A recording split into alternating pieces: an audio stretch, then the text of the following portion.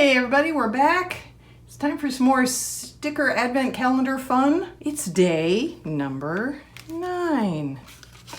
Okay, let's see what kind of stickers we have today. So not Christmas.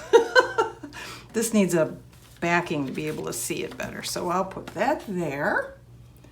All right, let's see. This looks, boy, like hollow glitter gardening. Sure, why not? I mean, I'm ready for spring. I already said that in a different video, so what shall I use? Well, see a couple rainbow things. That one's a little small, maybe on the bottom for that one. We have the rainbow wheelbarrow, so let's do that.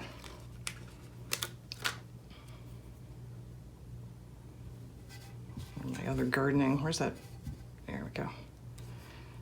And it's got a cute little smiley face on it too. And then, oh look, kitty planters. Aren't they adorable? Aerolise Lee. All right, so what else? One of the kitty planters for sure. Let's do this one.